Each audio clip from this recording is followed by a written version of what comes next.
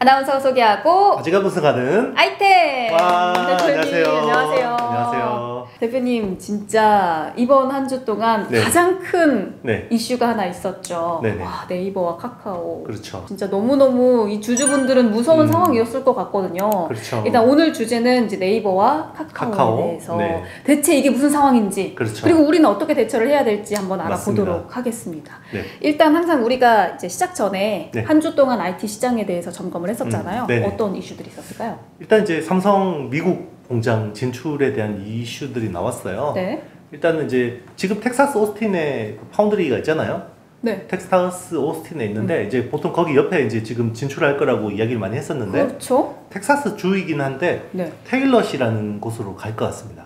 테일러시는 처음 들어봐요. 네, 그렇죠. 네. 왜냐면 17,000명 사는 시라서 아주 작은. 맞습니다. 네. 이게 제일 컸다고 그래요. 이제 전기 수급. 그러니까 올 초에 그 텍사스 오스틴 한파 때문에 네. 팹이 셧다운 돼가지고 결국 4천억에 가까운 손실을 봤잖아요. 반도체 공장은 멈추면 이게 큰일 나죠. 다 그냥 네. 다 오염돼 버리거든요. 중요한 게 그거였어요. 이거 무슨 일 있어도 전기 안 끊을 수 있어? 라고 했는데 네. 오스틴 시에서는 우리 주민들이 많기 때문에 이건 주민들이 안전하고 직결되면 우리가 반도체 공장 먼저 끊어야지 이건데요. 테일러 씨는 그래 우리는 17,000명밖에 안 되니까 안정적으로 해줄게. 여기서 중요한 포인트가 이제 네. 경영의 어떤 중요한 주류 흐름이 이제는 안정적인 서플라이 네. 체인이 더 중요하다는 거예요. 그렇죠. 그렇죠. 안정성. 그렇죠. 네. 삼성 입장에서도 오스틴에다 다 몰아놓으면 저번처럼 또 사고 터지면 너무 리스크가 커지잖아요. 그러니까 리스크 분산 맞습니다. 개념이네요. 분산을 해놓으니까 아무래도 한쪽이 셧다운돼도 한쪽은 이제 살아있으니까 이런 것도 좀 생각한 것 같아요.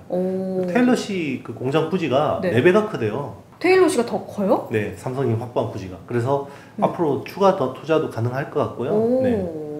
그럼 오히려 좀 안정적인 그런 경영이 가능하기 때문에 맞습니다. 좀 더 긍정적으로 볼 수 있는 요소가 될 수 있을 그렇죠. 것 같아요. 또 에코프로비엠이 네. SK 이노베이션한테 네, 맞나요? 맞습니다. 10조 수주? 맞습니다. 이건 또 무슨 일인가요? 일단 2024년부터 26년까지 3년 공급 계약이고요. 네. 이게 이제 기존 공급 계약에다가 갱신이 된 건데 규모가 이만큼 커진 거예요. 그게 NCM 955. 그러니까 니켈이 90%고 이제 그 코발트하고 망간이 0.5%씩 네. 이제 5%씩 들어가는 건데 굉장히 하이니켈 차세대 배터리 쪽에 들어가는 거고요. 이게 이제 미국 이제 SK 이노베이션 조지아 공장 그리고 이제 포드하고 조인트 벤처 했잖아요. 네. 거기에도 이제 들어가는 양극재 공급이 될 것 같습니다. 와, 그래서 2차 전지 섹터나 안 죽을 것 같아요. 당분간. 오.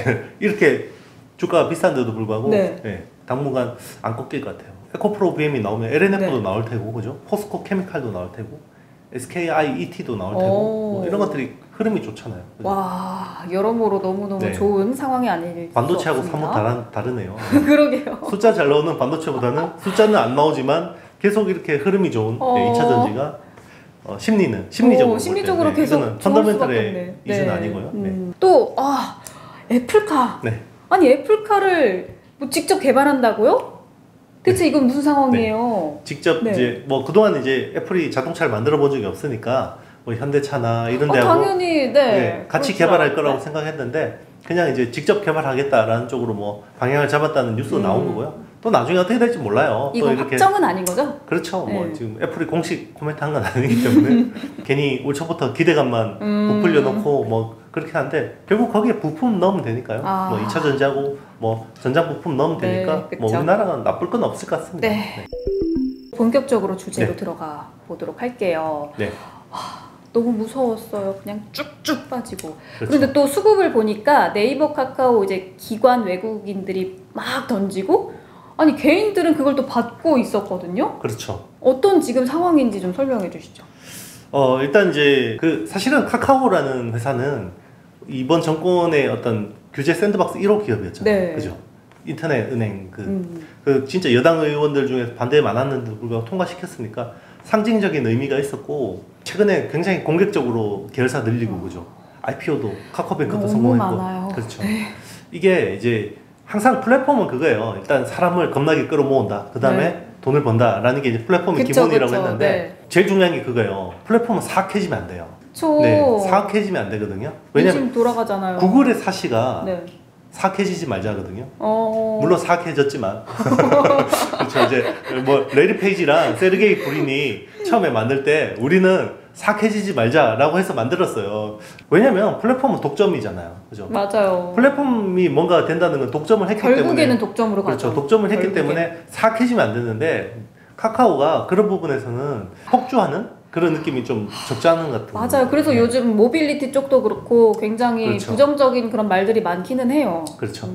그 카카오만 놓고 보면 그때 한번 제가 말씀드렸잖아요. 우리 네. 하면서 카카오가 보면 PER을 100배를 주는 이유는 네. 얘는 은행이 아니야. 그러니까 은행은 PER을 10 이상 안 줘요. 그죠? 막 보통 6, 7밖에 안 주죠. 그렇죠? 네. 그리고 핀테크는 30까지 줄 수 있어요. 그죠? 핀테크니까. 그러면 100을 주려면 플랫폼이어야지 100을 줄 수 있는 거죠. 그렇죠. 그죠? 그런데 거의 100배인데 얘는 갑자기 은행이야 그러면서 규제를 받으니까 어떻게 되는 거예요? 디레이팅이 돼야 되는 거죠. 그렇네. 그렇죠. 그러니까 외국인들이 막 던지는 거예요. 왜 플랫폼인 줄 알았는데 당국이 규제 그게 되게 큰 아이디어가 훼손이 된 거예요. 이전부터 그런 우려들이 네. 계속 있었잖아요. 네네. 그러니까 플랫폼으로 볼지 맞습니다. 은행으로 볼지 그랬는데 지금 이번 규제로 이거는 은행이다. 그렇죠. 그럼 이렇게까지 밸류 줄 필요 없다. 그렇죠. 뭐 그 아이디어가 너무 단정적으로 이야기하시니까 그런데 너무 던지니까 그렇죠. 외국인이. 틀린 말은 아닌 건 거고요. 일단은 이제 옥신각신 할 거예요. 그렇지만 그전처럼 플랫폼이야 라고 보는 사람들이 100명 중에 한 85명, 90명이었다 그러면 이제는 뭐 많이 줄었네. 60명? 예, 뭐 이렇게 그 줄면 그러면 이제 그게 그죠? 그게 따라서 또 밸류에이션에 대한 재평가가 있을 수밖에 없겠죠. 그런데 궁금한 점은 네네. 규제 샌드박스라고 해서 이 네. 핀테크 쪽은 좀 오히려 온건한 편 아니었나요? 맞아요. 정책적인 네. 기조가? 그런데 이렇게 갑자기 이렇게 팍 때려버리는 이유가 그렇죠. 뭘까요? 그 정치의 시즌이죠. 내년에 대선이 있잖아요. 그럼 정치인들한테 제일 중요한 게 뭐겠어요? 표? 그렇습니다. 표는 누가 많이 가지고 있나요? 국민? 그렇죠. 자영업자들 많이 가지고 있죠. 자영업자들, 그렇죠. 골목 상권. 그죠. 그리고 우리 카카오뱅크가 잘 되면 어떻게 돼요? 시중은행은 힘들어지죠. 그쵸. 그럼 시중은행에서 고용하고 있는 지점에 우리 뭐 은행원들, 텔러들 그 일자리는 어떻게 되겠어요? 그러니까 항상 이게 플랫폼이라는 건 신경제를 대표하잖아요. 네. 그러면 이제 기존의 국영제는 피해를 볼 수 없고 도태가 되는 게 맞는 건데 이게 또 사람이 먹고 사니즘에 대한 이야기를 하다 보면 이게 칼로 무자르듯이 딱 이게 안 되거든요. 어느 게 옳은 거냐에 대해서 굉장히 많은 가치 판단과 사회적인 논쟁이 있을 수밖에 없는데 네. 이게 굉장히 속도가 가팔라졌던 게 전 네. 세계적인 역병 코로나19로 인해서 그 전에는 이런 것들이 막 논의가 있으면서 서서히 진행된 측면이 있었는데 코로나19는 역병으로 인해서 이게 속도가 굉장히 압축적으로 일어났던 부분이 있는 거예요. 그런데 지금 백신을 많이 맞았죠? 네. 이제 집단 면역이 어느 정도 되고, 그죠? 이제 위드 코로나 이야기가 나오니까 다시 생각해 보는 거죠. 이제는 논의해 볼 만한 그렇죠. 시점이네요, 아니, 다시. 그동안 이거 이렇게 막 얘들 막 갔는데 이게 맞는 거야? 라는 이야기가 있는 거고, 그게 정치권에서 분출이 되는 거죠. 그러면 일단 이 규제가 지금 어떤 내용인지 네네. 어떤 영향을 미치는지 좀 설명해 주시죠. 네. 지금 이제 플랫폼 사업자들이 그 자기 플랫폼에서 뭐 금융 상품이라든지 뭐 펀드 같은 거, 그죠? 그리고 뭐 보험 같은 걸 팔잖아요. 네. 그러면 이제 기존에는 그거였어요. 우리는 광고하는 거야. 광고. 그렇죠. 단순 광고니까 소비자들이 알아서 선택해서 사는 거야. 라는 거였고, 금융 당국의 입장은 야, 이게 어떻게 광고야. 니들 중개하는 거야. 그죠? 그럼 뭐가 달라지냐면요. 네. 광고는 책임이 없어요. 그쵸? 내가 광고만 한 거잖아요. 뭐 다들 그렇죠. 광고는 하니까 그런 식으로. 그렇죠. 네. 그런데 중개가 되면요. 네. 그 금융 상품에 대한 문제가 생기면 책임이 생겨요. 책임 소재가. 책임이 생기고요. 그리고 라이선스가 있어야 됩니다. 왜냐하면 금융을 중개하려면 금융 사업자 라이선스가 있어야 돼요. 그런데 라이선스가 없죠. 그렇죠. 카카오는 카카오페이하고 카카오뱅크는 라이선스가 있어요. 네. 그런데 카카오는 없어요. 어. 그렇죠. 자회사는 가지고 있는데 자기는 네. 없죠. 그리고 네이버 파이낸셜은 아예 라이선스가 없어요. 오. 그렇죠. 계도 기간을 줬는데 끝나는 게 25일이에요. 네. 9월 25일인데 그러면 한 1, 2주 남았죠? 그 사이에 라이선스를 따듯이 당분간 서비스를 못 하는 거예요. 이거 못 하는 거예요. 근데 라이센스 그렇게 빨리 딸 수 있는 게 못 아니잖아요. 따죠. 네. 심사받고 뭐 또 그럼 일단 까다롭죠. 당분간은 좀 사업이 중단될 수 있는 위기인가요, 지금? 근본적인 문제인데요. 네. 이게 라이선스를 따고 안 따고 이게 중요한 게 아니에요. 네. 라이선스를 따야잖아요. 네. 그러면 얘는 금융회사잖아요.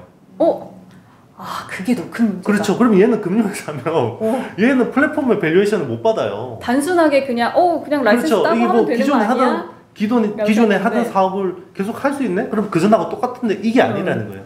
이제는 금융위 금감원의 관리 감독을 받는 금융회사가 되는 거예요. 그러면 100배의 멀티플을 못 받는 거죠. 그러면 주가는 디레이팅이 되는 거죠. 그럴 수밖에 없는 상황이네요. 그렇죠. 그리고 이런 식으로 만약에 금융당국이 뭔가 이게 사실 규제라는 건 그렇잖아요. 귀에 걸면 귀걸이, 코에 걸면 코걸이 같은 건데 니들 니들 하는 거 금융업이야 그러면 핀테크가 없죠. 없어져야 되는 거죠. 네, 굉장히 큰 이슈예요. 아니 그렇다면 중국도 사실 비슷한 일이 있었잖아요. 중국도 이제 빅테크 기업을 이제 정부가 엄청 때리면서 막 알리바바 주가가 폭락을 하고 이런 문제가 있었는데 우리나라도 그렇게 되는 거 아닌가 하는 약간의 우려가 있긴 해요. 확대해서 생각하는 것 같은데 중국은요 정권 차원에서 진행하는 거예요. 그러니까 이거는 그런 거죠. 이 공산 국가들을 보면 자기들이 내거는 캐치프레이즈를 보면 약점이 보여요. 뭐예요? 예를 들면 이런 거죠. 하나의 중국. 하나의 중국. 왜 하나의 중국을 이야기할까요? 여러 소수민족들 때문에 그런가요? 그게 아니라 하나의 중국이 안 되는 거예요. 그렇죠. 지금 왜냐면 중국이라는 나라가 분열될 것 같으니까 하나의 중국을 이야기하는 거예요. 그게 약점이라서 그렇죠. 자기들의 약점이에요. 우리는 하나의 중국이야. 그러니까 막 연예인들한테 막 SNS에다가 뭐 중국 땅덩이니 뭐 단위 1cm도 양보할 수 없어 이런 이야기들이 나오는 게 지금 대만 때문에 하나의 중국이 뭐 무너지고 있는 거고 홍콩 사태로 인해서 하나의 중국이라는 게 무너지고 있는 거예요. 그러다 보니까 약점이 되는 거고 그러면 반대로 지금 뭔가 공부론을 이야기하는 거 공동부유론을 이야기하는 거는 양극화가 심하다는 거예요. 그럼 양극화가 왜 심하겠어요? 플랫폼 사업자들이 그렇죠. 때문에. 맞아요. 이런 플랫폼 사업자들이 뭔가 골목 상권을 침해하고 구경제들을 무너뜨리니까 먹고 사는 문제 이런 부분들이 문제가 되니까 공산당에 대한 불만이 이어지는 거죠.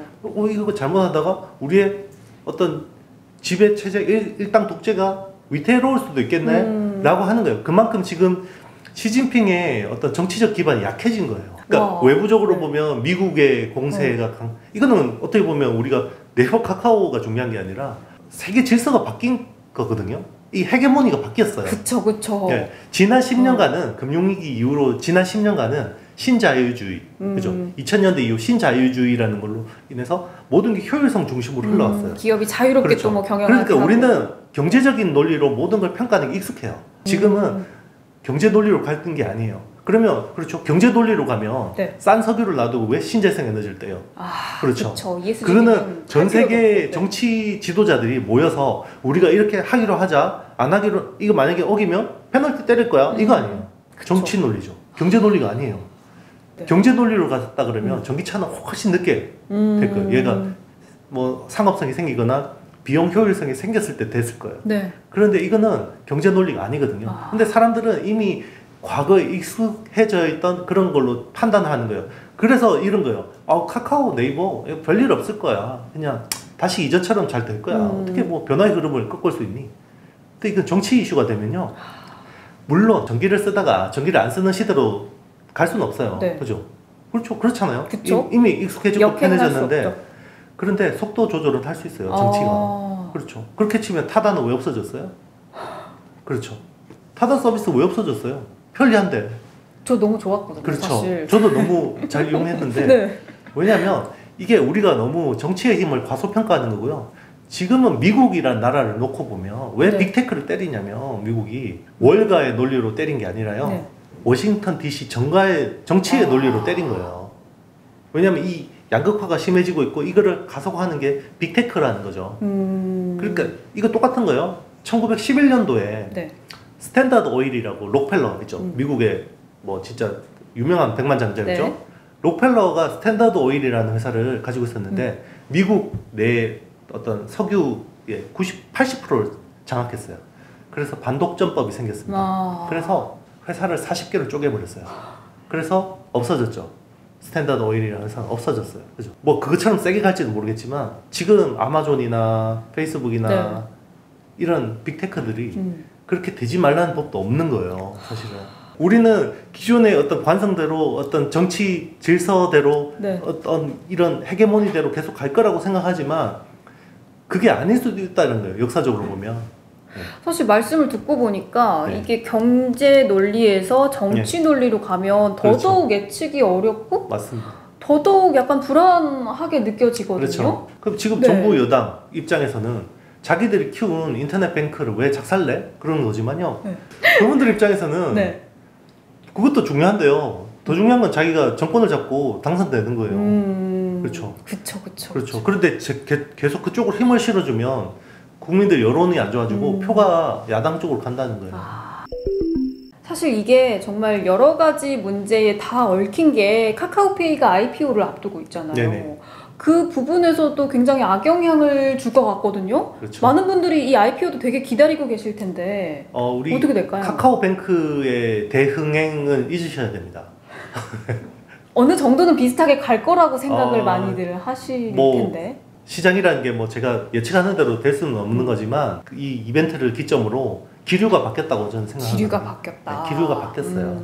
그거는 냉정하게 좀 생각해 보셔야 됩니다. 네. 그전처럼 막 이거 플랫폼이니까 막 날린다 이런 생각, 따상 간다 이런 생각 하시면 안 돼요. 네. 아니 좀 깜짝 놀랐어요. 너무 사실 하루아침에 일어난 이슈 같다는 느낌이 들었거든요. 그렇죠. 갑자기? 우리가 코로나19를 딱 진짜 체감한 게 3월 말, 4월 초쯤이잖아요. 그럼 그전에는 역병이 없었나요? 있기는 있었는데. 그렇죠. 네. 그거를 우리가 전 국민적으로 뭔가 공감대가 한순간에 생긴 것처럼 뭔가 집단 인지가 된 거죠. 네. 그게 중요한 거예요. 그러면 그전에도 당연히 뭐 얘들 골목 성과 침탈하고 뭐 했지만, 그죠? 이벤트가 발생한 거예요. 발생했고, 그게 어떤 대다수의 사람들의 뇌리에 박힌 거예요. 이전부터 뭐 논란과 뭐 이슈들은 있어 왔던 맞습니다. 게 지금 이 시점에 확 인지가 되는 맞아요. 그런 상황인 어떻게 보면 거네요. 집단의 경험을 한 거죠. 그게 어떻게 보면 네. 큰 어떤 사회 트렌드를 바꾸는 이벤트가 되는 거거든요. 사실 정말 카카오가 사업 영역들이 엄청 많고 또 이게 플랫폼이 거대해지면서 모빌리티와 같은 또 사업 쪽은 굉장히 좀 부정적인 시선들도 있고 참 그런 상황이거든요. 그래서 카카오 주주분들은 이 상황에서 어떻게 판단을 해야 할까? 네. 이게 너무너무 중요한 시점이거든요. 정말 쉽지 않죠. 정말 쉽지 않은 거고요. 뭐 시장을 뭐 함부로 예측하기도 쉽지 않은 건데요. 그쵸. 근데 잘 대응은 하셔야 돼요. 일단은 떨어지는 칼날을 함부로 잡는 거는 좋지 않은 것 같고요. 일단은 물렸으면 일단 포지션을 좀 조정하는 것도 방법인 것 같습니다. 네. 돌부리에 넘어졌잖아요. 네. 넘어진 김에 쉬어간다고? 네. 쉬어가려면 포지션을 줄여야겠죠. 네. 일단은 조금 더 지켜봐야 될 것 같습니다. 일단은 현금을 좀 보유하다가 이게 어느 정도 마무리되고 다시 반등의 에너지가 나올 때 그러니까 정말 채바닥에 내가 잡으려고 그러면 1층 밑에 지하 땅 파고 들어갈 수도 있으니까요. 그러니까 그게 어느 정도 반등이 나오는 그 에너지를 보고 그때 이제 그러면 현금을 가지고 있어야겠죠. 네, 그렇죠. 그때 현금이 있어야죠. 현금 없으면 안 되잖아요. 그러니까 뭐. 계속 이슈들이랑 계속 여러 가지 상황들을 지켜봐야 하는 시점이라고 느껴집니다. 그래서 이제 좀 객관화가 필요한데요. 자기가 생각했던 투자 아이디어대로 객관화되고 있냐. 왜냐면 내가 포지션을 풀로 잡고 있으면 객관화가 안 돼요. 그렇잖아요. 내가 삼성전자 100% 쥐고 있는데 어떻게 삼성전자를 객관적으로 봐요. 그거는 완전 확신으로 가는 거였었는데. 그런데 반을 팔고 나면 내 마음이 좀 바뀌어요. 그리고 객관적으로 좀 보게 되거든요. 그런 게 중요합니다. 한 발짝 먼 발치에서. 맞아요. 그러니까 주식은 되게 뭐 참 누누이 이야기했지만 100전 99승 1패도 다 잃는 게 주식이거든요. 맞아요. 그리고 잃을 때 덜 잃는 게 되게 중요한 거예요. 이런 경험들은 해봐야 알아요. 또 이쪽에 이슈가 하나 더 있다면 구글 갑질 방지법이 이제 국회에서 통과를 했잖아요. 네네. 이게 네이버랑 또 카카오에 어떤 영향을 미치게 될까요? 그렇죠. 이게 우리나라 시장의 어떤 트렌드, 기류들, 그러니까 투자 아이디어들은 주로 미국 쪽에서 있는 트렌드를 가지고 프록시로 오는 경우가 많아요. 예를 들면 그런 거죠. 미국에서 막 빅테크들이 막 환호하면요. 우리나라도 빅테크가 막 잘 되죠.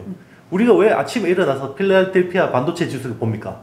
그렇죠. 우리나라 반도체 시장을 그렇죠. 미국 시장이 어땠는지 그렇죠. 그 대부분 동조해서 가요. 실제로 보면 미국에서 빅테크가 두들겨 맞고 중국에서도 뭐 알리바바 같은 회사들 작살나고 텐센트가 뭐 거의 번 돈을 대부분을 기부금으로 비자발적 기부로 내놓고 이런 상황인데 우리나라만 무슨 저기 용가리 통뼈처럼 하늘 뚫고 올라갈까 이게 쉽지 않은 거죠. 그쵸. 지금 이제 어느 그런 기류들을 봐야 되는 거고 구글 뭐 갑질 방지 논란이라는 것도 얘가 갑질했다는 거잖아요. 무조건 인앱 결제하게 뭐 이렇게 못하게 해서 뭐 30% 수수료 무조건 먹고 뭐 거마비 뭐 거감비를 받고 이런 것들이 있었는데 그런 것들을 이제 그동안 나쁜 짓 했다는 거예요. 그죠? 이게 이제 서서히 나온다는 거고 그러면 카카오 네이버는 뭐 로컬 플랫폼이지만 얘들 나쁜 짓 한 거 없나?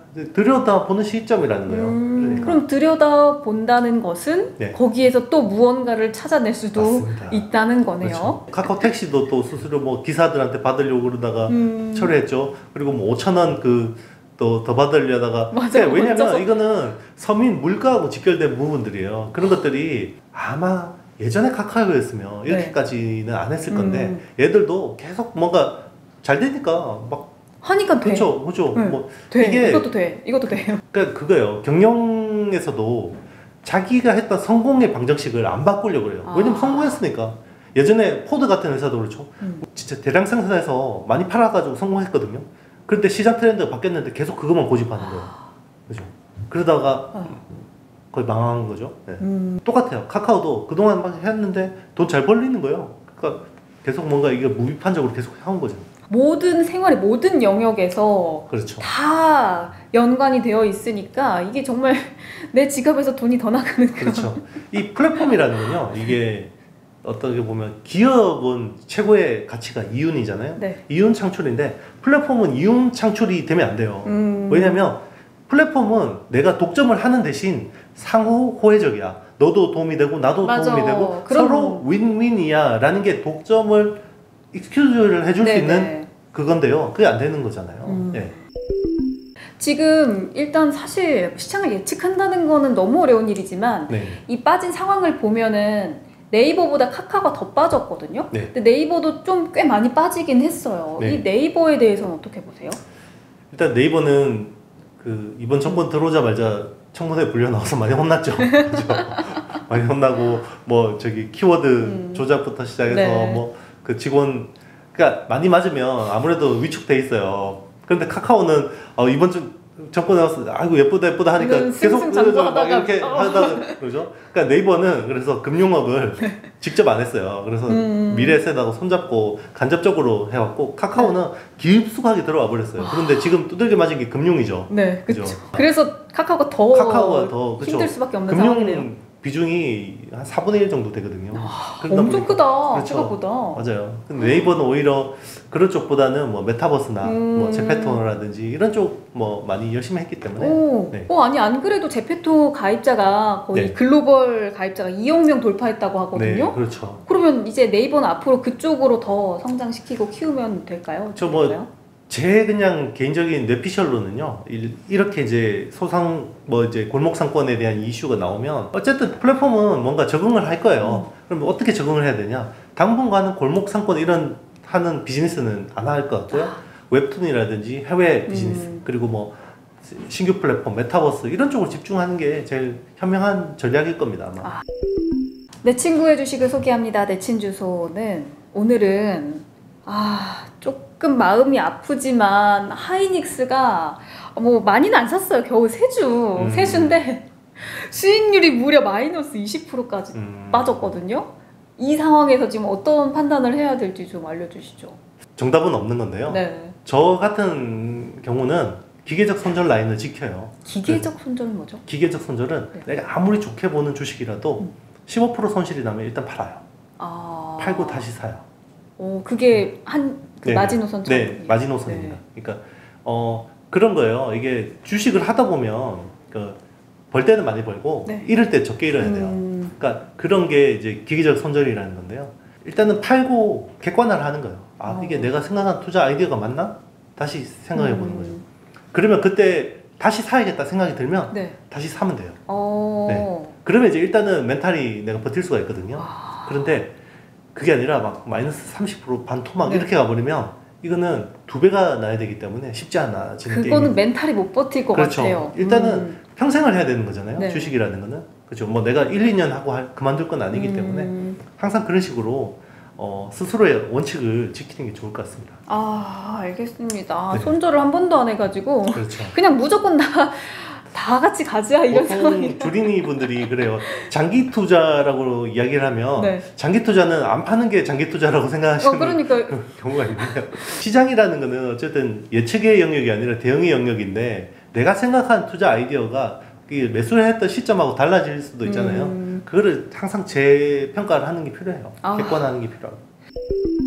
자, 오늘은 이렇게 네이버, 카카오 사실 한 2달 전쯤에 이 두 기업에 대해서 갈아먹는 시리즈를 했었는데 오늘 이렇게 큰 이슈가 터져가지고 그렇죠. 많은 분들 좀 멘탈이 힘드셨을 텐데 좀 정리를 그렇죠. 하시면 좋을 것 같습니다. 그때 우리 방송편 보셨으면 네. 제가 너무 아름답게 이야기를 해서 그렇게 생각하실 수 있는데요. 네. 항상 시장이라는 건 변화하는 거고 거기에 맞게 자기의 어떤 포지셔닝이라든지 가치 판단이라는 게 바뀌어야 될 것 같습니다. 네. 네. 그리고 이슈가 터졌을 때 이렇게 또 아이템 보면서 맞습니다. 이거에 어떻게 대응을 해야 되는지를 판단하시면 되는 그렇죠. 거잖아요. 그리고 이제 뭐 제 판단이 항상 옳은 건 아니에요. 그러니까 저 사람은 저렇게 보는구나라는 참고 정도만 하시고요. 네. 네. 그 이영수 대표를 따라서 모든 걸 판단하시면 안 됩니다. 그럼요. 제가 책임지지 않습니다. 송혜민 아나운서가 책임지지 않습니다. 그러니까요. 네. 그래도 정말 대표님 말씀 듣고 나면은 네. 좀 되게 안정이 돼요. 막 어떻게 막 큰일 났다 막 이런 그렇죠. 생각을 하다가도 이렇게 차분하게 대응하면 되겠구나라는 그렇죠. 생각이 많이 듭니다. 결국은 이제 짬밥이라 그러잖아요. 짬밥. 경험이라는 건 그죠. 겪어봐야지 아는 거지. 맞아요. 네, 네 이렇게 네. 하나 짬 하나 맞습니다. 추가합니다. 맞습니다. 네. 오늘 영상은 여기까지고요. 오늘 영상이 도움이 되셨다면 어떻게 해야 될까요? 좋아요, 구독, 알림, 댓글까지. 왜 이렇게 긴장하세요? 남겨주시고요. 투자에 대한 판단은 누구에게 있다? 본인에게 있음을 기억해 주시기 바라겠습니다. 다음 영상에서 만나요. 안녕.